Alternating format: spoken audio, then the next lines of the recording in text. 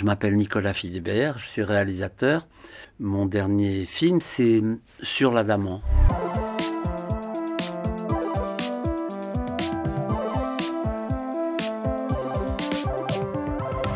Ce qui est intéressant, c'est que l'Adamant, c'est un centre de jour très singulier et qui ne ressemble pas aux autres pour plusieurs raisons. Notamment parce qu'il a été cofondé par des soignants, des patients et une équipe d'architectes. Il y avait un centre de jour qui était destiné aux patients des 4 premiers arrondissements de Paris, avant que l'Adamant n'existe. Le psychiatre qui était le responsable du pôle psychiatrique Paris-Centre à l'époque, ça remonte à une quinzaine d'années, ce que je dis. Ce psychiatre, Éric Piel, un jour a dit, il y en a assez de cet endroit, pourquoi est-ce qu'on ne ferait pas un bel endroit? Pourquoi est-ce que les patients en psychiatrie sont toujours dans des bâtiments sinistres, voire insalubres, loin, etc., etc.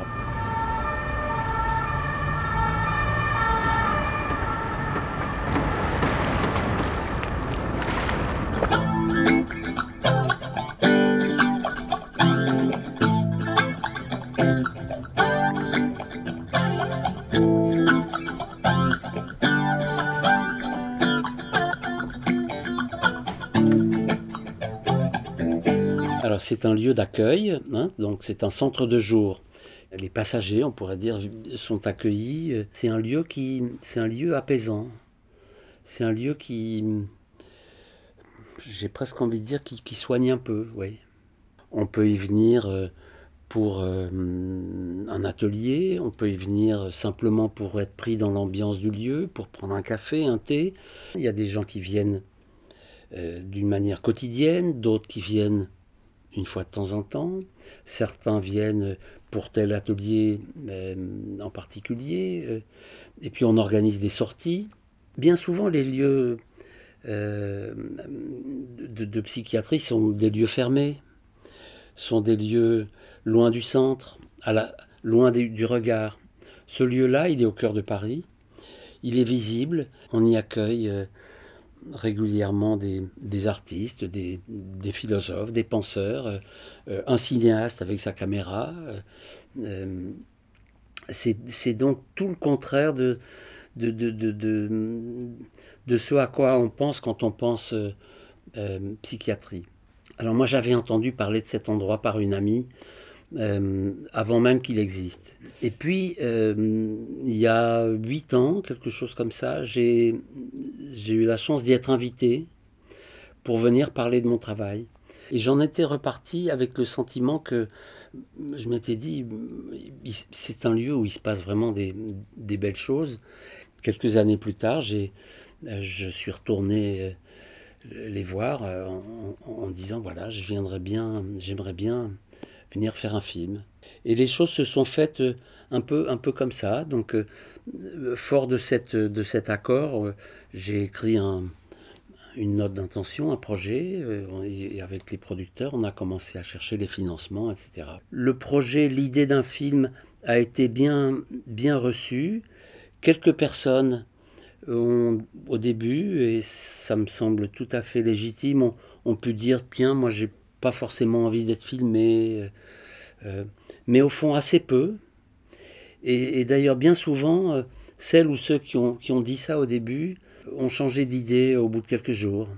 Mais c'est normal, on a envie de voir qu'est-ce que c'est que cette équipe, ce cinéaste, comment il s'y prend, qui sait, qu'est-ce qu'il veut. Puis moi, vous savez, une des premières choses que j'explique aux gens, c'est que chacun puisse vraiment très très librement accepter ou refuser la caméra. Et on a le droit de dire non. Ne soyez pas culpabilisés si vous ne voulez pas être filmé. Et quand on dit ça, les gens se sentent déjà un peu considérés. On a été, la petite équipe avec qui j'étais, et moi, on a été plutôt adoptés, je dirais. Psy ou psychiatre? Psychiatre.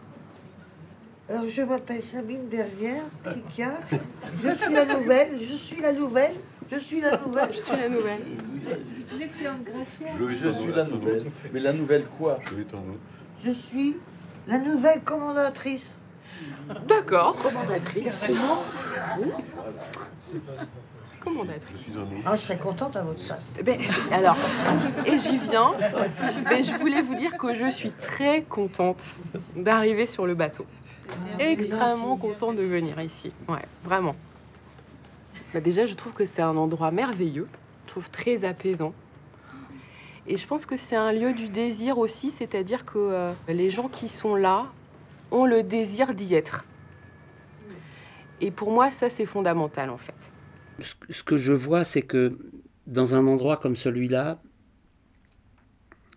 les patients ne sont pas ramenés à leur seule maladie, ils ne sont pas regardés que comme des malades, mais comme des personnes.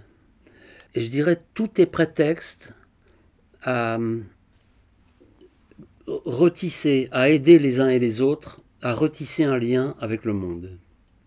C'est ça cette psychiatrie-là, cette psychiatrie humaine. C'est pas seulement, c'est une psychiatrie qui essaie de faire du sur-mesure. C'est une psychiatrie qui essaye d'aider chacun, sachant que chaque personne est différente. On ne sait jamais d'avance ce qui peut être le déclencheur de quelque chose chez les passagers qui viennent là. On y rencontre des personnes qui sont bien souvent en souffrance, en grande souffrance, pour qui, quelquefois, dans leur tête, ça ressemble à un enfer. Pas forcément tout le temps, d'ailleurs. Mais donc, il faut être un peu attentif à ça, mais je suis le même.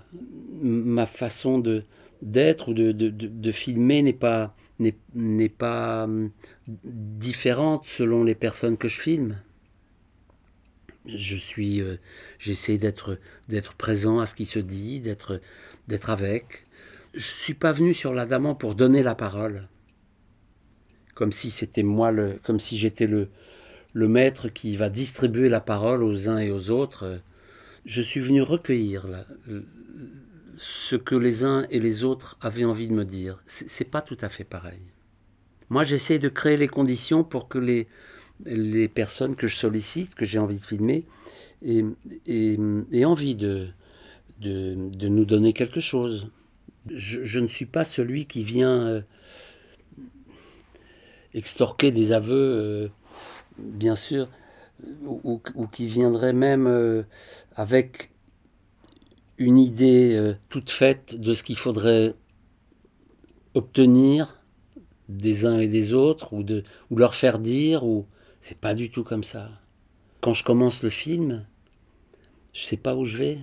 Je sais pas ce que les uns et les autres, ces personnes que je commence à rencontrer, vont avoir envie de nous donner, de nous dire, et donc je sais pas encore très bien à quoi le film va ressembler, et je veux pas le savoir.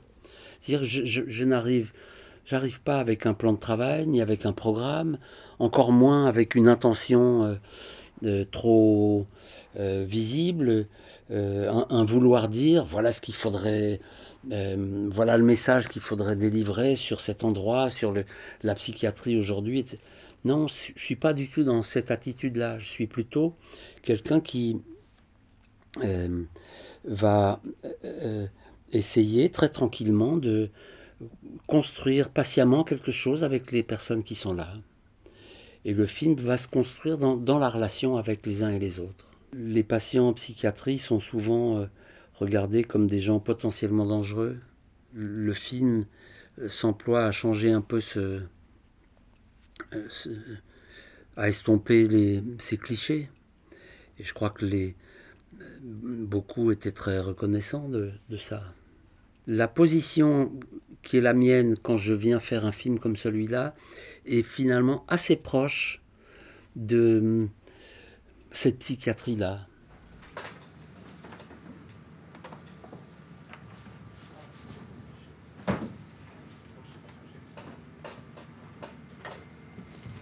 L'œil, le nez un peu proéminent, la barbe et le cou, bien sûr. La bouche. La bouche là. Oui, la bouche là. Mais bon, on est libre de voir ce qu'on veut. Hein. Vous, en tout cas, c'est ça que vous voyez, c'est un visage. Oui. Enfin, j'ai pas voulu faire un visage, tiens. Enfin, quand je fais une forme, j'essaie toujours de trouver un petit peu mettre un œil, voilà. Mais pas forcément. Enfin, là faut vraiment, pour voir un visage, faut vraiment le vouloir, quoi. Je me souviens que au moment du Covid, il y avait un grand débat sur ce qui était nécessaire pour vivre ou ce qui ne l'était pas. Les livres, les films, les œuvres d'art, la musique, la peinture nous aident à vivre, nous aident à supporter, nous aident à tenir face à la noirceur du monde, à la violence du monde. Les livres, les films peuvent nous donner à penser sur le monde dans lequel on est, sur nous-mêmes, peuvent nous grandir, nous apprendre à voir.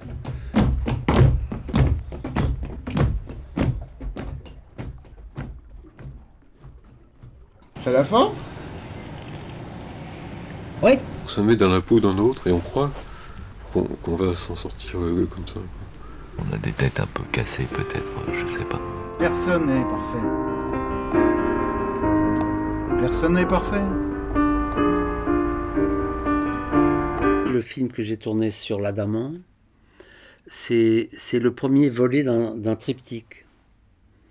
Donc je me suis attelé aux deux volets suivants.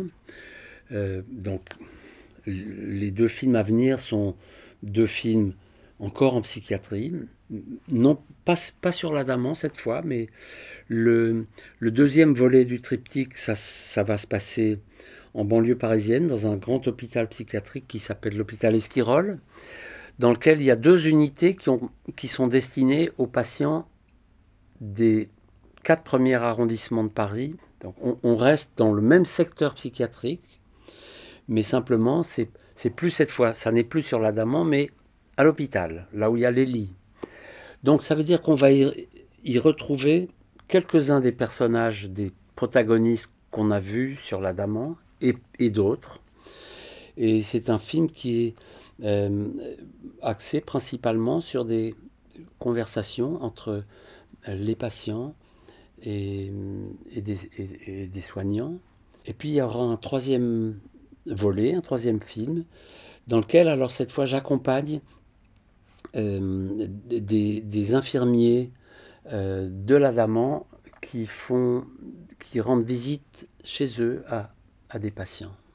À travers avec les 3 films, on aura fait non pas un tour complet, parce que dans ce pôle psychiatrique Paris-Centre, il y a aussi des CMP, centres médicaux psychologiques, il y a aussi des gens qui sont responsables de l'accueil familial thérapeutique, mais quand même on aura vu d'autres aspects de ce qui se passe dans ce secteur psychiatrique-là.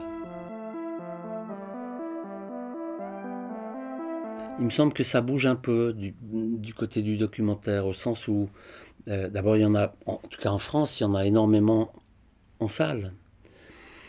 Je crois qu'en 2022, il y en a eu 140. C'est presque 3 par semaine. Alors, c'est pas le cas partout, hein, dans tous les pays qui nous entourent. Le documentaire est vraiment n'a pas cette place-là. Et ça ne veut pas dire non plus que tous ces documentaires rencontrent leur public, ni même qu'ils sont tous, je dirais, des films de cinéma. Il y a beaucoup de documentaires militants. Voilà, je pense qu'il y a encore du chemin à faire. Mais il y a quand même une effervescence et qui se traduit par et c'est ça peut-être le plus intéressant, par une grande diversité d'écriture, de style, d'approche, d'auteur, de singularité que dans le champ de la fiction. C'est à vous le matériel? Oui. Vous avez une voiture pour trimballer tout ça?